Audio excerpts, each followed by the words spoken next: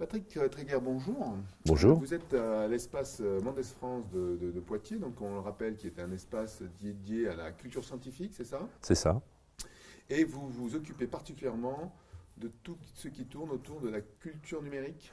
C'est ça. Donc, Numérique, historiquement, le lieu multiple, puisqu'on a donné un nom spécifique à ce pôle, travaille sur 3 niveaux autour de la culture numérique. Le premier niveau, c'est la relation avec les artistes, évidemment dans le champ culturel, mais culturel au sens large, c'est-à-dire on parle de la culture de façon large pour aller progressivement vers cette culture numérique. On fait beaucoup de diffusion artistique autour de ce qu'on appelait, qui existe toujours, l'art numérique, c'est-à-dire les artistes qui prennent les outils numériques pour faire des œuvres d'art. Donc on a souvent des résidences de création artistique. Et un troisième volet qui est probablement le plus important, autour de la médiation numérique. D'accord, donc ça c'est un peu plus connu, la médiation Voilà. numérique, ça se fait un peu partout. Par contre, la spécificité peut-être du centre, c'est justement cette composante artistique et numérique. C'est assez Alors, courant. il y a même 3 niveaux, c'est-à-dire il y a la composante artistique, numérique, et on est sur un volet qu'on appelle de façon très générique art et sciences, c'est-à-dire le lien entre l'art et les sciences, et on profite justement du fait d'être dans un centre de culture scientifique pour faciliter ces rencontres entre artistes, chercheurs, laboratoires, enfin quelque chose qu'on développe, puisqu'on fait partie depuis 2 ans d'un réseau qui s'appelle TRACE, la transversale du réseau Arts et Sciences, qui regroupe 25 lieux en France et en Europe autour de ces questions de représentation, c'est-à-dire en gros Arts et Sciences pour nous c'est la représentation d'un côté par l'art et de l'autre la représentation par les sciences de ce que peut être notre monde au XXIe siècle. Alors vous êtes partenaire du campus depuis toujours Depuis toujours, oui. Je crois. Donc cette année, vous vous occupez du spectacle de ce soir, par exemple? C'est ça, oui. Que ça? Non, on s'implique aussi sur le plateau de ce matin, sur la présentation autour de la francophonie et numérique. Moi, plus particulièrement, j'ai fait venir Agnès Fulgok, qui est, dont je connais l'expérience par rapport à Dakar et la question des Fab Labs, qui fait partie des endroits où on va régulièrement. Et ça me paraît extrêmement intéressant de parler de Fab Lab à l'échelle de l'Afrique, enfin Dakar en particulier, et de voir comment la francophonie peut permettre de permettre le développement de ce type d'expérience. Alors, en dehors de la francophonie, le fait de s'intéresser au numérique dans l'art, c'est ça, en dehors du côté gadget qui peut être très sympa, avec des spectacles numériques qui peuvent être très jolis. Est-ce que c'est aussi pour faire prendre du recul par rapport à justement dans le monde dans lequel nous sommes, avoir un aspect critique? Voilà. Je pense que le numérique est très idéologique. D'ailleurs, on vit une période extrêmement idéologique avec un jargon, du jargonisme, des mots. Pour rappel, on a eu une année l'édutainment, maintenant on parle de EdTech. Personnellement, je ne sais pas trop ce que veulent dire ces mots. Ce qui est intéressant, c'est de développer un esprit critique par rapport à ça. Or, les artistes, qui sont toujours des gens qui vont chercher un peu dans les coins, j'aime bien cette expression, aller dans les coins, nous permettent de reconsidérer, soit par les œuvres, soit par leur discours, de reconsidérer, par exemple, ce que peut être le numérique dans notre société. Donc, on utilise les œuvres et la présence des artistes pour travailler en médiation, avec des enfants. Actuellement, par exemple, on a une expo Machine Utopique sur la robotique où on accueille des étudiants, on accueille des adultes et on fait de la médiation avec des enfants plus jeunes pour simplement les interroger sur leur représentation.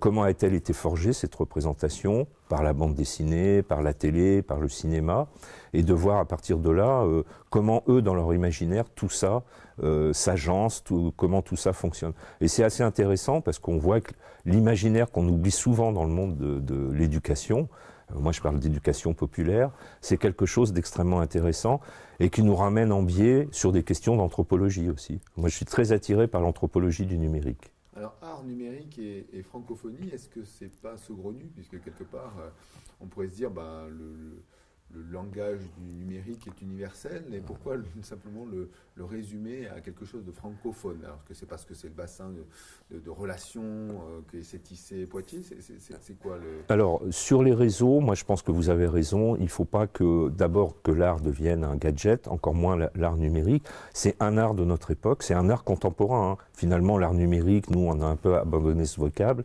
pour se dire que maintenant, on est dans une dynamique d'art contemporain. On a créé un préac, donc c'est un pôle de recherche pour éducation artistique et culturelle. On travaille avec Canopé, on travaille avec le ministère de la Culture, on travaille avec la DAAC, tout ce qui est au rectorat autour des questions culturelles. Et c'est art, culture et numérique. Au départ, ça devait être art numérique, et c'est nous qui avons refusé ce vocable pour essayer plutôt d'interroger art, culture et numérique sous leur forme plurielle. Et on a mis un sous-titre que j'aime beaucoup, c'est « Quelle création pour le XXIe siècle ?» C'est-à-dire, c'est d'interroger en quoi la vertu transformatrice du numérique joue sur ce terrain des cultures. Alors, pour définir culture numérique, moi j'ai souvent cette définition, c'est de dire que la culture numérique, ça peut être une culture à part entière. On sait qu'elle existe, par exemple dans le jeu vidéo, on a affaire à une culture à part entière. Il y a les vertus transformatrices du numérique à l'intérieur de la culture, c'est-à-dire comment les danseurs, comment les metteurs en scène de théâtre se sont appropriés. Et il y a un troisième niveau que j'aime bien, c'est la contre-culture. Moi, personnellement, je viens du fanzine, je viens plutôt des musiques un peu énervées, du punk et toute cette culture un peu underground. Et je pense qu'il existe une culture, une contre-culture. Culture du détournement, voilà, culture du détournement, c'est une très bonne approche de ce que peut être cette contre-culture, qui généralement est absorbée par la culture, à plus ou moins long terme, mais qui permet par moment de poser les questions. Alors actuellement, c'est vrai qu'on est beaucoup sur les questions, je pense que c'est depuis, Elinor Ostrom, sur les questions des communs. C'est-à-dire que revenir peut-être au numérique des origines, en tout cas l'Internet et le web des origines, revenir vers le partage, tout cher, de partager. Le don, le partage et la mise en commun qui nous emmène aussi à réfléchir aux ressources. Et les ressources, pour nous, c'est le savoir, au sens large, puisqu'on a ce regard en dehors de l'éducation nationale et aussi autour de l'éducation populaire, ce que j'ai préféré appeler l'éducation tout au long de la vie. Est-ce que vous avez le sentiment, vous sembliez approcher un petit peu le sujet, que l'Internet du début est quelque part privatisé par certains gros industriels, si ce sont des industriels. On dit souvent Facebook essaie d'aspirer l'Internet à lui, Google, voilà. Donc on est chez les jeunes ou le kidam, est-ce qu'on n'a pas justement on ne sort pas justement de l'objet initial de l'intérêt d'Internet. Comme toujours, je parlais d'anthropologie du numérique, c'est intéressant de voir le parcours des technologies. Technologie, au départ, on a au-delà de l'innovation, c'est pareil, il faudrait définir ce mot, je suis très critique par rapport à ce mot, mais il y a la phase d'expérimentation.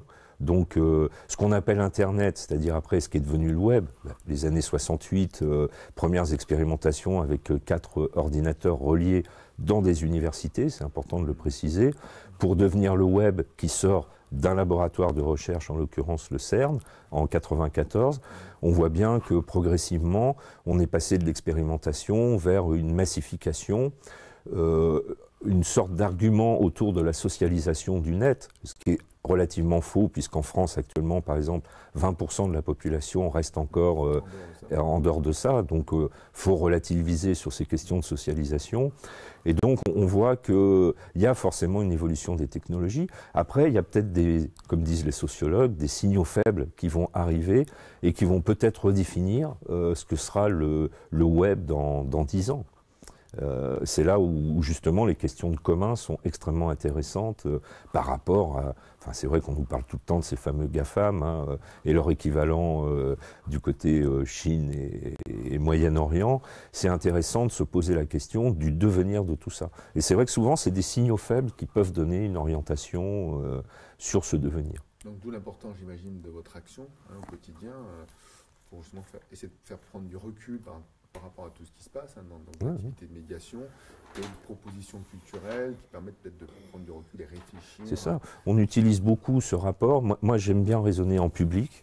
C'est-à-dire que souvent, quand on est par exemple dans les campus européens d'été, on est dans une dynamique éducation nationale.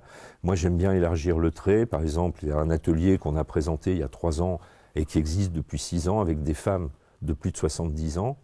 Et ces femmes-là, on leur apprend pas le numérique et Internet. On le fait, bien évidemment. Ce qu'on leur apprend, c'est d'être dans une forme, de retrouver une forme d'autonomie par le biais de la création. C'est-à-dire, on leur fait rencontrer des artistes, on va voir des œuvres d'art, et elles-mêmes, par exemple, on fait un jeu vidéo il y a 4 ans, pas toute seule, avec un encadrement. Et derrière le fait de faire ce jeu vidéo, c'est aussi un épanouissement personnel à retrouver, parce que c'est des situations parfois de personnes isolées, de veuves, enfin voilà. Et le fait de se retrouver, donc nous, nos ateliers sont relativement simples. On a une partie numérique avec de la création. On ne fait pas du Excel, hein, on ne les forme pas pour devenir assistante médicale. C'est le plaisir qui prévaut. Et puis après, on a le salon de thé. On a failli appeler ça salon de thé numérique. Le salon de thé permettant d'échanger pour préparer les ateliers d'après. Bien. Je crois qu'on a passé notre temps. Merci beaucoup Merci. pour cet échange.